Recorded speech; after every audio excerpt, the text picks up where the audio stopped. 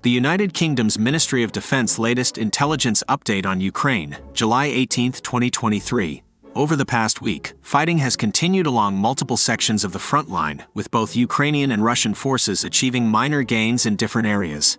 In northeastern Ukraine, Russian troops have attempted to advance westward through the forests west of Kreminna. Meanwhile, Ukraine continues to commit significant resources around the Russian-occupied city of Bakhmut, where Russian forces remain fragile but are holding their positions for now. Further south in Donetsk Oblast, Russian forces continue local assault attempts around Avdiivka with little success. In southern Ukraine, Ukrainian forces are attacking on at least two axes, but have likely not yet penetrated Russia's primary defensive lines. In this area, Russia has probably implemented an artillery shell rationing system to try to conserve its critical indirect fire capability. In Kherson Oblast, Ukraine maintains a small bridgehead on the left bank of the Dnipro River near the ruined Antoniivsky Bridge, which poses an additional challenge for Russian commanders concerned about the vulnerability of their southwestern flank. The Ukrainian Air Force Command Update.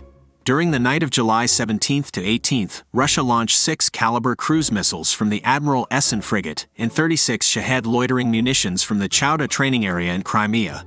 The Ukrainian Air Force intercepted and neutralized 6-caliber missiles, 31 Shahed 136 and Shahed 131 drones, and one deployable unmanned aerial vehicle. The Caliber missiles and majority of the kamikaze drones were shot down in southern Ukraine over Odessa and Mykolaiv regions.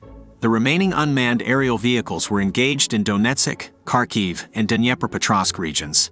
On July 17, Ukraine's air defenses neutralized 3 Shahed loitering munitions, 1 Lancet drone, and 9 reconnaissance unmanned aerial vehicles. Over the past 24 hours, the Ukrainian Air Force conducted 15 group airstrikes against Russian occupying forces. The Air Force continues to defend Ukraine's skies and target Russian assets and logistics supporting the invasion. Ukraine maintains an effective layered air defense despite Russia's use of long-range missiles and kamikaze drones.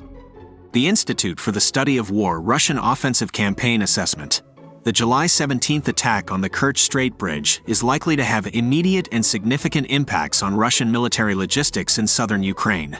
Extensive traffic jams and accidents have been reported along the E58 highway between Mariupol and Kherson, Russia's key supply line connecting occupied areas of southern Ukraine to Russia.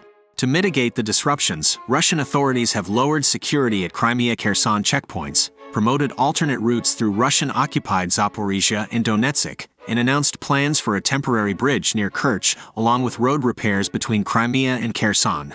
The partial reopening of the Kerch Bridge to one-way traffic on July 18 will help somewhat, but full restoration of road traffic is likely months away. The attack has exposed vulnerabilities in Russia's rear logistics networks, prompting criticism of security measures at the bridge.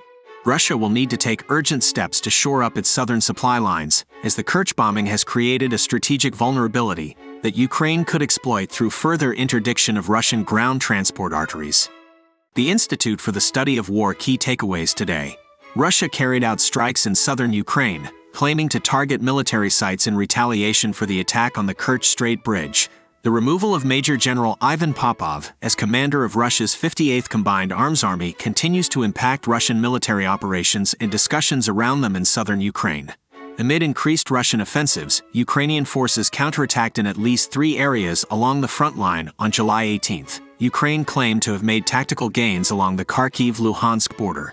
Russia pushed new legislation to suppress domestic dissent by criminalizing actions, instilling fear in critics of the government.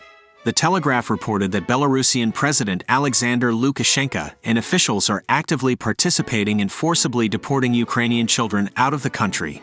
Russian forces continued offensive operations along the Kupyansk-Svatove line, southwest of Kreminna, around Bakhmut and between Avdiivka and Donetsk City. Russia made limited gains in all these areas. Ukraine kept up its counteroffensive around Bakhmut, advancing north of the city.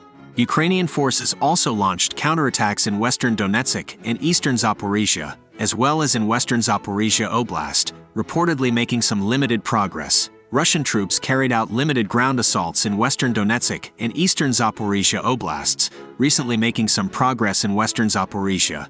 Some Russian sources indicated that recent moves to boost the Russian National Guard, Rogvardia, enable it to position itself as an alternative military force. Russia persists in instituting programs for social indoctrination aimed at youth in occupied regions of Ukraine.